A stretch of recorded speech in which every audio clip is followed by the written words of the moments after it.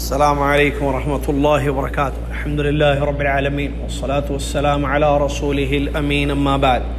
محترم سامعین، آج 17 رمضان المبارک 1442 ہجری مطابق 29 اپریل 2021 عیسویں رمضانی نصیحتوں کا سلسلہ آپ کی خدمت میں پیش ہے۔ آج کی یہ دوسری کلپ آپ سن رہے ہیں، جس میں ہم بتائیں گے کہ اپنا محاسبہ کرنے کا بہترین طریقہ، خود کی تربیت کرنے کا بہترین طریقہ۔ میں نے پہلی کلپ میں آپ کے سامنے اپنی تربیت، خود کی اصلاح یا اپنے نفس کا محاسبہ خاص طور سے ایسے مبارک مہینے میں کیا جائے، اس بارے میں کچھ باتیں بیان کی تھیں۔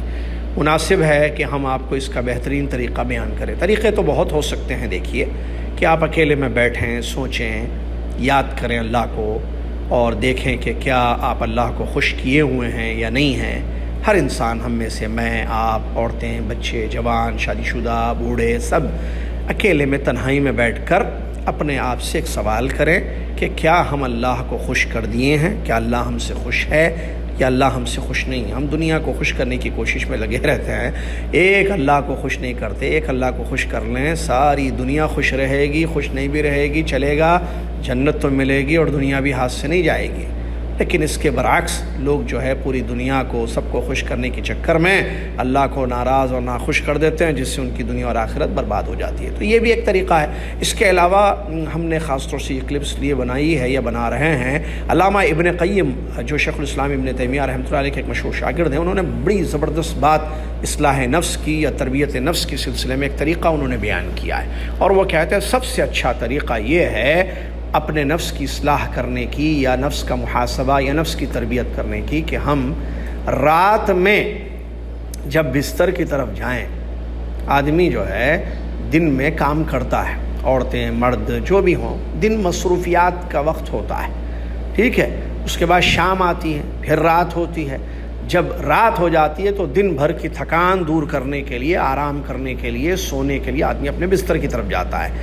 اس وقت جو ہے باڈی اور مائنڈ دونوں جو ہے فری رہتے ہیں، یعنی مائنڈ دنیاوی سارے کاموں سے فری ہو گیا، کچھ بھی نہیں، اب کیا ہے، اب سونا ہے خالی۔ اچھا، بدن بھی تھکا ہوا ہے، اس کو کیا چاہیے بھائی؟ اب راحت چاہیے۔ تو یہ وقت سب سے اچھا ہے۔ علامہ ابن قیم رحمۃ اللہ علیہ کہتے ہیں کہ اپنے نفس کا جائزہ لیں آپ۔ کیسے؟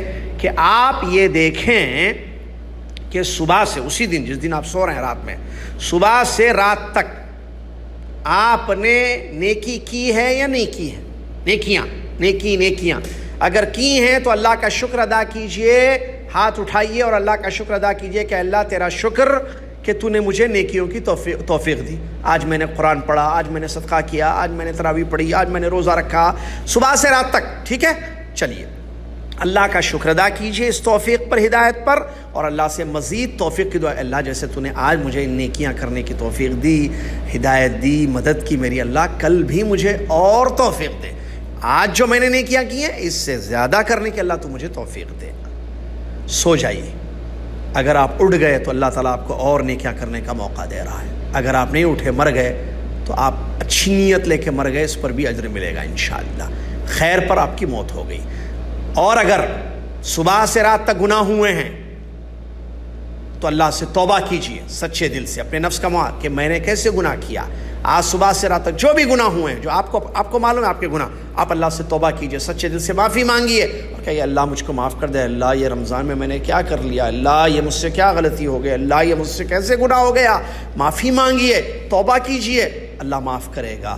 اور یہ عزم کیجئے کہ اے اللہ آئندہ یعنی کل والی زندگی، اس کے بعد کی زندگی میں مجھے ان گناہوں سے بچا، اے اللہ مجھے توفیق دے، تو مجھے ہمت دے کہ میں اپنے آپ کو گناہوں سے اور نافرمانیوں سے بچاؤں۔ ایسے توبہ کر کے اور عزم کر کے کہ آئندہ ان گناہوں کے قریب نہیں جانا ہے، سو جائیے۔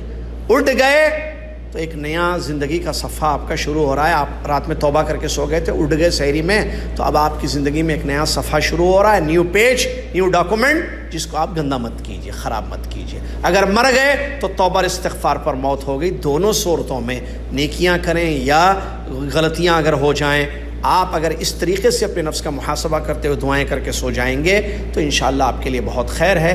یہ ایک اچھا طریقہ ہم نے پڑھا تھا تو اسی لیے آپ کے سامنے پیش کیا گیا، اور میں نے جیسے بتایا طریقے بہت سارے ہو سکتے ہیں کہ آپ جو ہے اکیلے میں بیٹھ کر سوچیں، یا قرآن میں جو واقعات قوموں کے آئے ہیں ان کو دیکھیں، کیسے ان کے گناہوں کی وجہ سے اللہ کا عذاب ان پر آیا، تو ہم پر بھی اللہ کا عذاب آ سکتا ہے اگر ہم نے گناہوں کی زندگیوں سے توبہ نہیں کی وغیرہ۔ بہت سارے طریقے ہو سکتے ہیں۔ اللہ تعالی ہمیں اپنے نفسوں کا محاسبہ کرنے کی توفیق عطا فرمائے، آمین۔ السلام علیکم ورحمۃ اللہ۔